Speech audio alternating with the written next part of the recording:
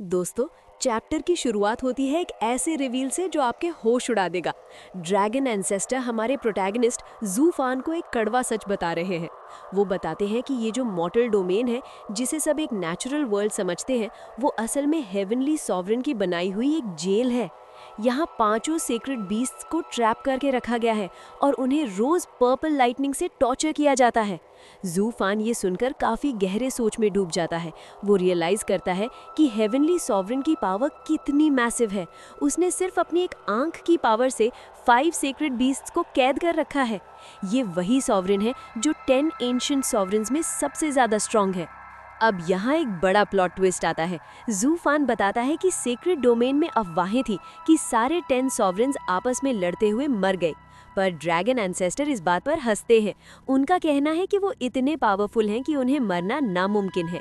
लेकिन सबसे डर वाली बात ये है कि ड्रैगन एंसेस्टर फील कर सकते हैं कि हेवनली सॉवरेन की नज़र अभी भी इस वर्ल्ड पर है। वो इस वर्ल्ड को अपनी आंखों से देख रहा है, जैसे कोई साइंटिस्ट अपने एक्सपेरिमेंट को देखता है। मॉर्टल डोमेन असल में उसकी आंख के अंदर बना है। जब तक वो जिंदा है, ये वर्ल्ड रहेगा और वो जब चाहे यहाँ के किसी भी एक्सपर्ट को मिटा सकता है। इससे हमें हेवनली सॉवरेन के डोमिनेंस का पता चलता है। वो इस वर्ल्ड का एब्सोल्यूट रूलर है। ड्रैगन एंसेस्टर ज़ूफ़ान से एक सवाल पूछते हैं, क्या कभी कोई मॉर्टल डोमेन से सीक्रेट डोमेन गया है? जवाब है नहीं। क्यों? क्योंकि यहाँ की स्पिरिचुअल एनर्जी जानबूझकर थिन रखी गई है और कल्टीवेशन को सप्रेस किया जाता है। अगर यहाँ कोई जीनियस पैदा भी होता है तो हेवनली सॉवरेन का हिस्सा उसे ढूंढ निकालता है। ये पूरा डोमेन एक टेस्ट प्लेस है जहाँ सॉवरेन अपने रूल्स चलाता है। ज़ूफ़ान को अब समझ आता है कि divine I of the void कोई ऑर्डिनरी स्किल नहीं, बल्कि एक नए वर्ल्ड को क्रिएट करने की एबिलिटी है। ये पावर सिस्टम इतना एडवांस्ड है कि ये गॉड लाइक कैटेगरी में आता है। ज़ूफ़ान को लगता था कि ड्रैगन एंसेस्टर आज़ाद हैं, पर सच तो ये है कि वो छुप कर रह रहे हैं। ड्रैगन एंसेस्टर बताते हैं कि हेवनली सॉवरेन और स्वॉर्ड सॉवरेन ने मिलकर 5 सेक्रेड वेपन्स बनाए हैं जो जेलर्स का काम करते हैं। जैसे ही ये वेपन्स किसी सेक्रेड बीस्ट की प्रेजेंस सेंस करते हैं, वो उन्हें मारने के लिए ट्रिगर हो जाते हैं। और ट्विस्ट देखो, ज़ूफ़ान के पास जो वॉल्टिंग स्वॉर्ड है वो उन्हीं 5 वेपन्स में से एक है।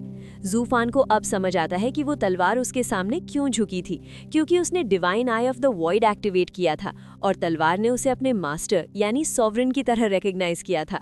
अब बात करते हैं वॉल्टिंग कुनपेंग की। वो किसी प्रिजन में क्यों नहीं है? ड्रैगन एंसेस्टर बताते हैं कि कुनपेंग ने सॉवरेन की बात नहीं मानी थी।